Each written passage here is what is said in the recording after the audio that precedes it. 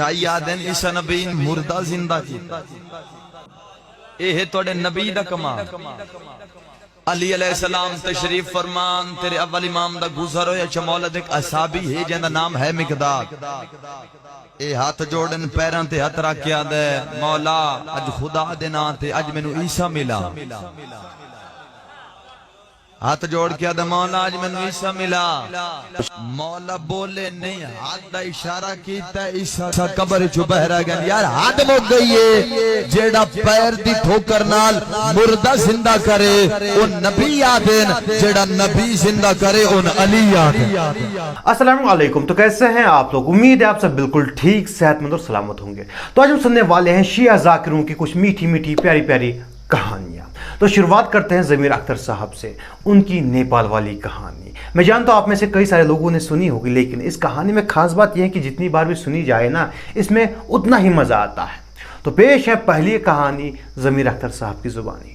نیپال میں، تبت میں آج بھی نوجوان لڑکے عاشور کے دن صبح اپنے گھر سے نکل جاتے ہیں چھریاں لے کر اور جنگل میں پہنچتے ہیں اور قمیصیں اتار کے چھریاں مارنا شروع کرتے ہیں یا حسین کہہ کے۔ نیپالی بودھ مذہب رکھنے والے یا حسین کہہ کے، اور اس کے بعد وہ مر جاتے ہیں، چھری مار لیتے ہیں اور مر جاتے ہیں۔ ان کی موت واقع ہو جاتی ہے کئی سو نوجوانوں کی، اور اس کے بعد شام کو وہ اٹھ کر اپنے گھر ٹھیک ہو کے واپس آ جاتے ہیں۔ جس کا دل چاہے جا کے دیکھے کہ کیسے مرتے ہیں اور کیسے جیتے ہیں۔ مرتے بھی دیکھا گیا ہے انہیں، اور زندہ ہوتے بھی دیکھا گیا ہے، اور پوچھا بھی گیا کہ بھائی جب مر جاتے ہو تو زندہ کیسے ہوتے ہو؟ تو وہ کہتے ہیں شام کو کوئی آتا ہے اور اپنے پیر سے ہمارے زخموں پر مس کرتا جاتا ہے، اٹھو گھر جاؤ، اٹھو گھر جاؤ۔ ہم پوچھتے ہیں کون؟ تو آواز آتی ہے عباس۔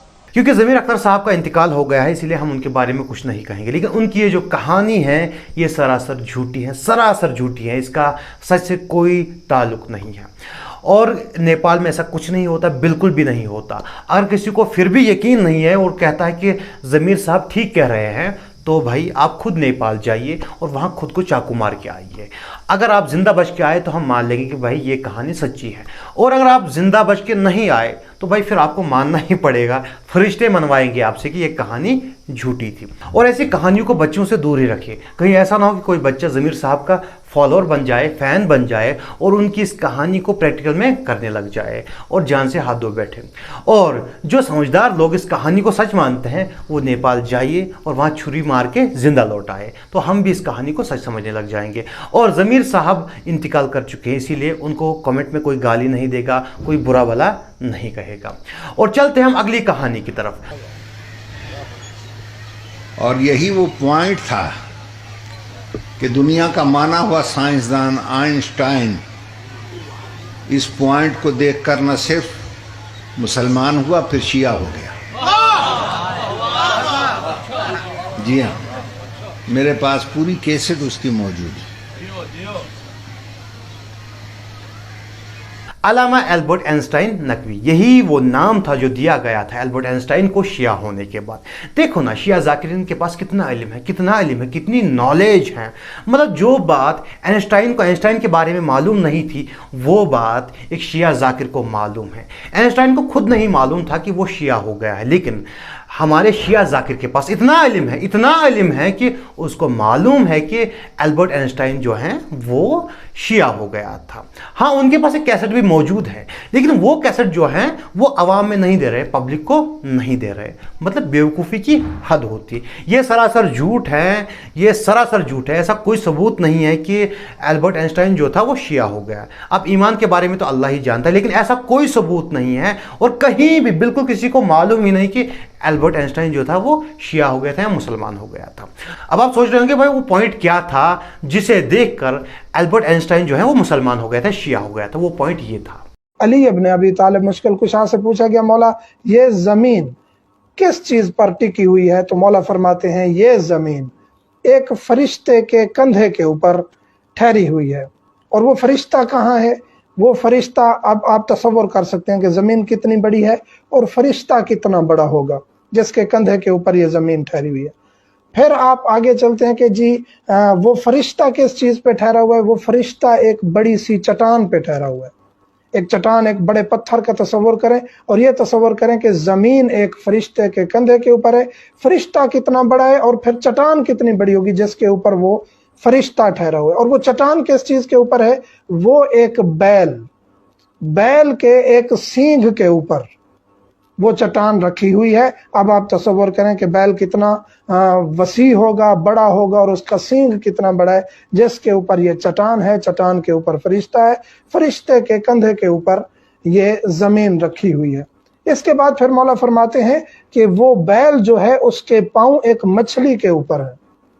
और वो मछली कहाँ है? वो मछली एक समंदर में है। ये ऐसा समंदर नहीं जो हमें इस ज़मीन पे नज़र आ रहे हैं, ये तो छोटे से समंदर हैं और ये सारे समंदर और खुश्की मिल के ज़मीन बनती है। और हम बता रहे हैं कि ज़मीन फरिश्ते पर, फरिश्ता चट्टान पर, चट्टान जो है वो बैल पर और बैल जो है वो मछली पर। और वो मछली कितनी बड़ी होगी और वो समंदर कितने बड़े होंगे। और फिर वो समंदर कहाँ है? मौला फरमाते हैं कि वो समंदर बांझ और बंजर चीज पर है। यही वो पॉइंट था जिसे देखकर एल्बर्ट आइंस्टाइन न सिर्फ मुसलमान हुआ बल्कि शिया हो गया। नहीं मतलब इस पॉइंट को देखकर तो कोई भी शिया हो जाएगा, कोई भी साइंसदान शिया हो जाएगा।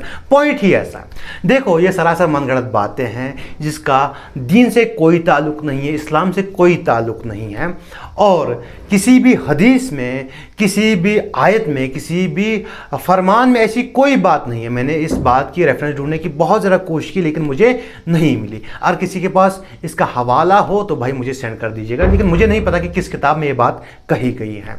और ये सरासर किसी शिया ज़ाकिर ने खुद गढ़ दी ये बात जिसका दीन से कोई ताल्लुक नहीं है। और मुझे जिस नॉन मुस्लिम ने ये सेंड की थी, मैं उसको बता दूं मेरे भाई ये शिया है और मैं सुन्नी हूँ। और मुझे नहीं लगता कि मैक्सिमम शिया इस बात में मानते हैं, लेकिन जो मानते हैं वो गलत करते हैं। ऐसा कहीं भी नहीं लिखा है, ऐसा किसी आयत में नहीं लिखा है, ऐसा किसी हदीस में नहीं लिखा है। खैर आज की वीडियो में इतना ही था। अगर आपको मेरी वीडियो पसंद आई तो आप मेरी वीडियो को लाइक कर सकते हैं, चैनल को सब्सक्राइब कर सकते हैं और वीडियो को ज़्यादा से ज़्यादा शेयर कर सकते हैं।